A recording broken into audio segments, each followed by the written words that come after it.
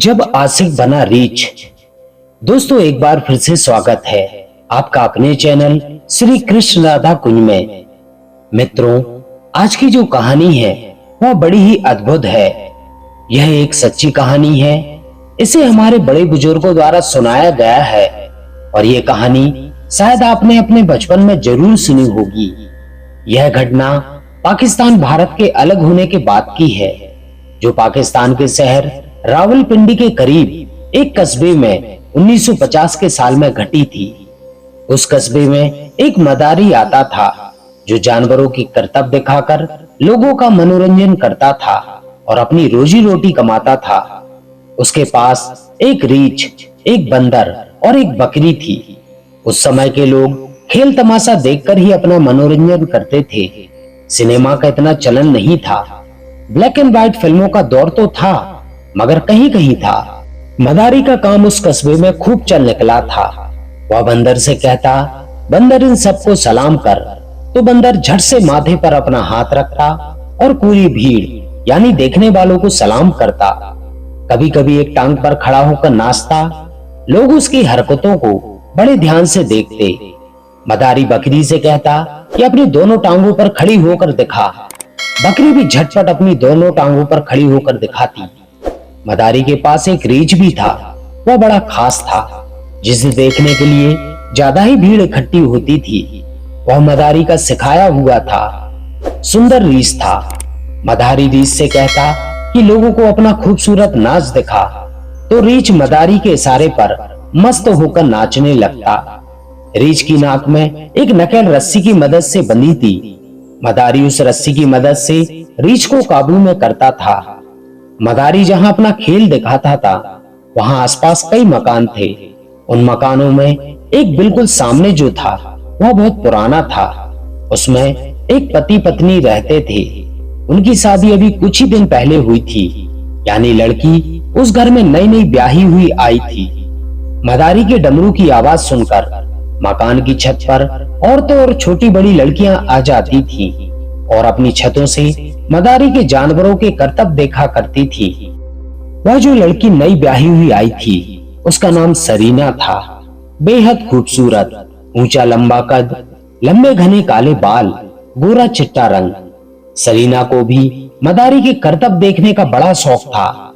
जैसे ही मदारी अपनी डुगडुगी बजाता हुआ दाखिल होता, वह भी भागती हुई छत पर आ जाती। छत की मुंडेर के साथ लगकर खड़ी होकर मदारी के करतब देखने लगती। लड़की उम्र की थी, बस 16 या 17 साल की होगी।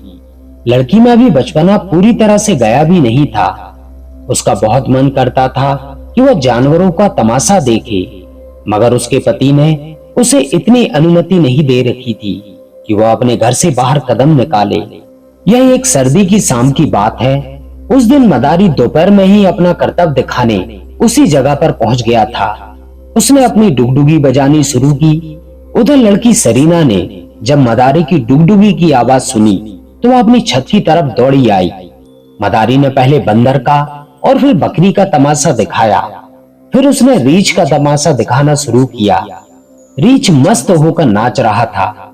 वह सरीना भी रीछ को नाचता हुआ देखकर बड़ी खुश हो रही थी। उसने ऐसे खेल तमाशा कभी नहीं देखे थे, क्योंकि उसका मायका दूर दराज का था। रीछ का नाचना उसे बड़ा लुभाता था। जैसे ही रीछ ने नाचना शुरू किया तो लोगों ने इनाम के तौर पर सिक्के फेंकने शुरू किए। नाचते नाचते रीछ की नजर जब छत पर खड़ी उस लड़की सरीना पर जा पड़ी। रीछ ने जब उसे देखा तो नाचते नाचते एकदम से रुक गया। रीछ की निगाहें उस लड़की पर जम सी गई। मदारी ने समझा शायद रीछ नाचते नाचते थक गया है, इसलिए उसने खेल खत्म होने के लिए कह दिया। लड़की भी खेल खत्म होने पर नीचे चली आई। मदारी ने अपना सारा सामान समेटा और अपने जानवरों को रस्सी से बांधकर उन्हें हाँकता हुआ वहां से चला गया। उधर मदारी ने महसूस किया कि रीछ ने जब से उस लड़की को देखा है, वह बड़ा सा बेचैन हो गया है। बार बार उसी तरफ मुड़ मुड़कर देख रहा था। मदारी भी उस रात उस इलाके के बाहर खेतों में रात बिताने के लिए वहीं ठहर गया था। आधी रात हुई तो रीछ ने अपनी रस्सी को काटना शुरू कर दिया। फिर वह रात में ही उस मकान के सामने पहुंच गया जहां उसने उस लड़की को छत पर देखा था। वह घर के दरवाजे के पास पहुंचा और फिर उसने दरवाजे को देखा और दरवाजे को चाटना शुरू कर दिया। अगले दोनों पैरों से दरवाजों को खोलने की कोशिश करने लगा, मगर दरवाजे पर अंदर से कुंडी लगी थी। फिर रीछ ने दरवाजे पर अपने पैरों को मारना शुरू कर दिया। दरवाजे पर आवाज सुनकर सरीना का पति उठ बैठा। उसने सोचा कि रात में कौन हो सकता है, देखूं तो सही। वह दरवाजे के पास आया और पूछा कौन है, मगर कोई बोल नहीं रहा था। मगर दरवाजे की पीटने की आवाज लगातार अब भी आ रही थी। लड़के ने कुंडी खोल दी तो सामने रीछ को देखकर घबरा गया। उसकी तो सिट्टी पिट्टी गुम हो गई थी।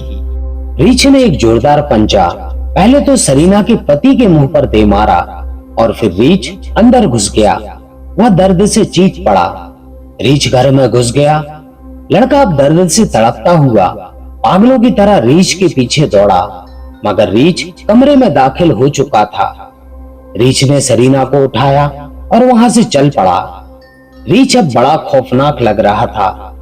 लड़के में जरा भी हिम्मत नहीं थी कि वह रीछ को रोक सके। रीछ सरीना को उठाकर कमरे से निकला और बाहर चला गया। लड़का भी बाहर आकर चीखता रहा, मगर रात में गली सुनसान थी। रीछ भी उस लड़की को लेकर गायब हो चुका था। फिर लड़के ने कुछ पड़ोसियों के दरवाजे को खटखटाया और उन्हें सारी बात बताई। फिर कुछ लोग लाठियां उठाए रीछ के पीछे खेतों की तरफ दौड़े। लोगों को पता था कि मदारी कहाँ ठहरा है। वह मदारी की जगह पहुंचे तो देखा कि मदारी तो सो रहा है और रीछ ने लड़की को एक पत्थर पर बैठा रखा है और उसके पांव चाट रहा है। लड़की बेचारी बेहद डरी हुई थी। एक आदमी ने कहा, भाई जो भी करो ध्यान से करना, ऐसा ना हो कि यह रीछ लड़की को नुकसान पहुंचा दे। एक ने चुपके से मदारी को जगाया। मदारी उठा तो लोगों को देखकर सोच में पड़ गया। जब उसे सब पता चला तो वह बड़ा परेशान हुआ। उसने सोचा वह रीछ का मालिक है, वह लड़की को आसानी से रीछ से छुटा लेगा। मगर मदारी जब लड़की के करीब पहुंचा तो रीछ उसे भी मारने को दौड़ा। मालिक बड़ा हैरान हुआ। अब कुछ और लोग भी उसकी तरफ बढ़े। रीछ अब उनकी तरफ उन्हें मारने को मुड़ा तो दूसरे कुछ लोगों ने रीछ पर लाठियों से हमला बोल दिया और लड़की को वहां से छुड़ा ले गए। फिर रीछ पर काबू पाकर उसे रस्सियों से बांध दिया गया। वे रीछ को जान से मारना चाहते थे, मगर वह मदारी बोला, मेरे पेट पर लात मत मारो। लोगों ने मदारी को उसी समय वहां से चले जाने को कहा। मदारी सुबह होने से पहले ही वहां से चला गया। मदारी को उस इलाके में अच्छे खासे पैसे मिल जाते थे। उसे वहां से जाने का बड़ा दुख था। कुछ दिनों बाद मदारी ने सोचा कि अब तो उस बात को लेकर 9 से 10 दिन गुजर चुके हैं, क्यों ना मैं वहीं जाकर तमाशा दिखाऊं। उस घटना को लोग शायद भूल चुके हैं। दूसरे आसपास के गांव में उसे इतने पैसे नहीं मिलते थे जितने इस इलाके में मिलते थे। मदारी से रहा नहीं गया। वह फिर 10 दिन बाद उसी जगह पर तमाशा दिखाने के लिए आ गया।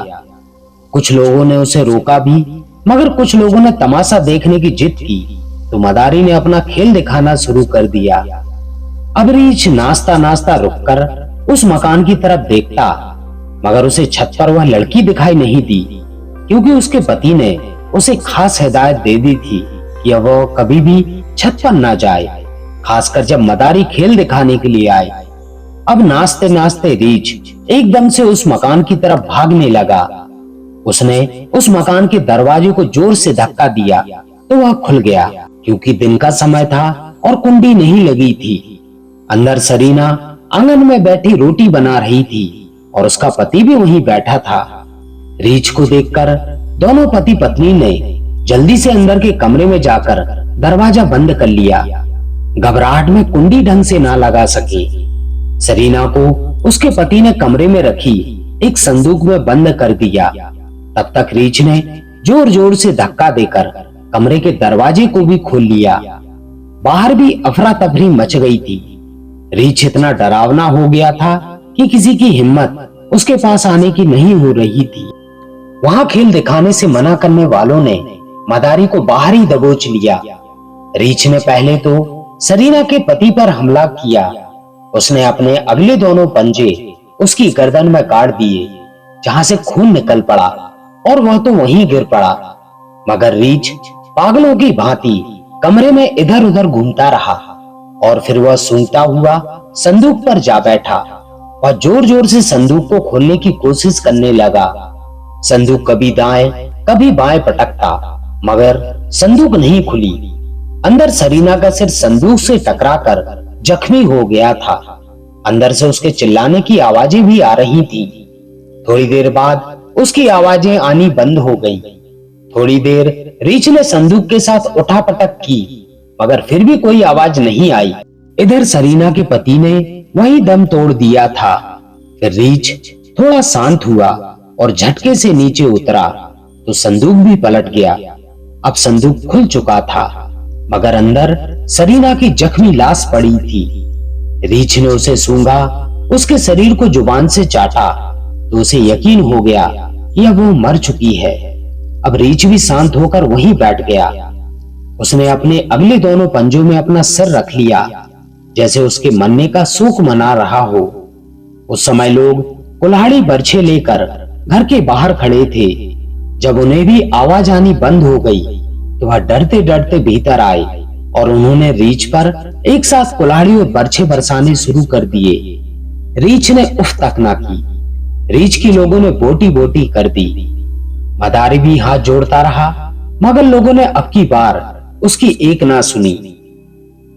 तो दोस्तों, यह थी वह सत्य कथा जो कि पाकिस्तान में घटित हुई थी। तो दोस्तों, आपको हमारी आज की सत्य कथा कैसी लगी? अपने कमेंट के माध्यम से हमें जरूर बताएं।